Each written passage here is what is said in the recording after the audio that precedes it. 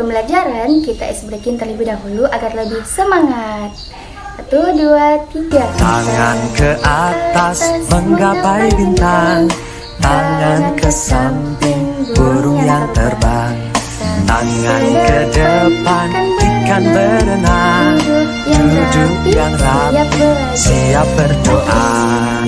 Putar-putar, tangan diputar, lunggul-lunggulung, tangan digulung, ular melingkar di pagar bundar, kanan, kiri, atas, bawah, ria berdoa.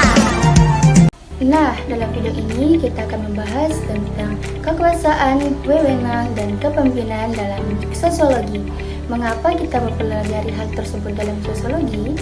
Sosiologi memandang kekuasaan sebagai unsur yang penting dalam kehidupan masyarakat, karena kedepannya nasib manusia akan ditentukan atau diarahkan oleh kekuasaan ini.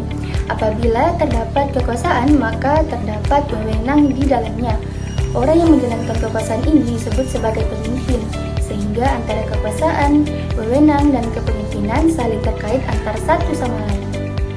Max Weber adalah orang pertama yang menggunakan istilah kekuasaan dalam sosiologi, mendefinisikan kekuasaan sebagai suatu kemungkinan yang membuat seorang aktor dalam suatu hubungan sosial mencapai keinginannya sebagai pemimpin dalam suatu pekerjaan dan menghasilkan hambatan. Jadi kekuasaan adalah kemampuan pelaku untuk mempengaruhi orang lain. Dilihat dari sumbernya, kekuasaan dibagi menjadi dua bentuk, yaitu yang pertama kekuasaan pribadi, kekuasaan yang didapat dari para pengikut dan didasarkan pada kekaguman, respek, serta ikatan pada pemimpin. Yang kedua yaitu kekuasaan posisi, di mana kekuasaan yang berasal dari wewenang organisasi formal. Baik, materi selanjutnya saya ambil alih, saya atas nama Tika Umar Talib dengan ekronim 230. Nah, dalam hubungan sosial antara manusia, kekuasaan memiliki 4 unsur menurut Sukamto. Nah, yang pertama, rasa takut, yang kedua, rasa cinta, dan ketiga, kepercayaan, dan keempat, pemujaan.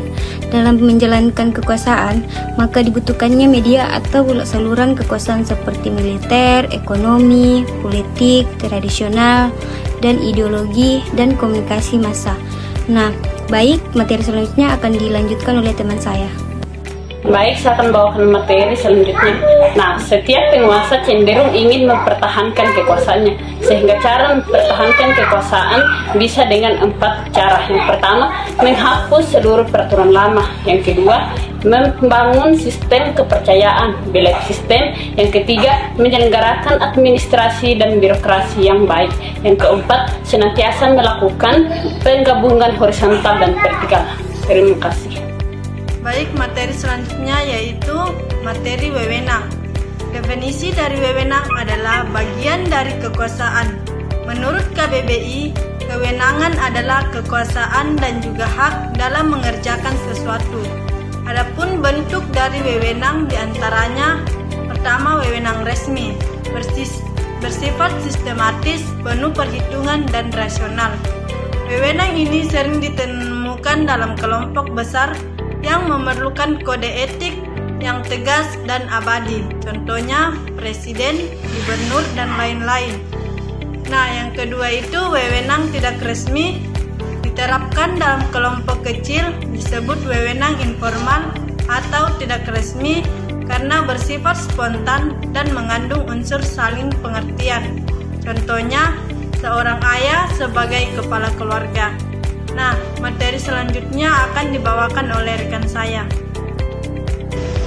Baik, selanjutnya itu wewenang pribadi, di mana struktur kekuasaannya bersifat konsentris, bergantung pada solidaritas antar anggota kelompok. Contohnya, seperti wewenang pribadi yang dimiliki oleh kepala suku di Kalimantan, Datuk di Minang. Selanjutnya itu wewenang teritorial, di mana peranan penting sebagai tempat tinggal, faktor solidaritas cenderung menurun karena tekanan faktor individualisme, contohnya otonomi daerah. Adapun contohnya di mana misalnya kepala di Jawa dia memiliki wewenang teritorial karena jabatan sebagai kepala desa, tetapi dia juga mempunyai wewenang pribadi karena dia sebagai keturunan pemilik tanah yang sifatnya turun-temurun atas dasar ikatan darah. Baik, Materi selanjutnya akan dibawakan oleh teman saya. Baiklah, materi selanjutnya yaitu definisi kepemimpinan. Definisi kepemimpinan adalah kemampuan individu untuk memengaruhi orang lain guna untuk mencapai tujuan bersama. Dalam konteks sosiologi, kepemimpinan yang dianggap efektif dapat diartikan sebagai kemampuan seseorang untuk memimpin dan memengaruhi individu atau kelompok dalam suatu masyarakat atau organisasi dengan cara yang positif dan produktif. Beberapa karakteristik yang sering dihubungkan dengan kepemimpinan yang efektif dalam perspektif sosiologi melibatkan pemahaman terhadap dinamika sosial, kebutuhan kelompok, dan kemampuan untuk membawa perubahan yang positif.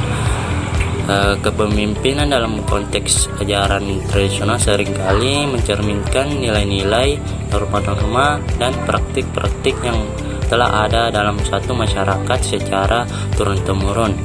Pendekatan ini dapat bervariasi tergantung pada budaya dan sistem nilai dari masyarakat tersebut. Sekian dari materi saya akhiri dengan ucapan wabillahi taufiq wal hidayah. Wassalamualaikum warahmatullahi wabarakatuh.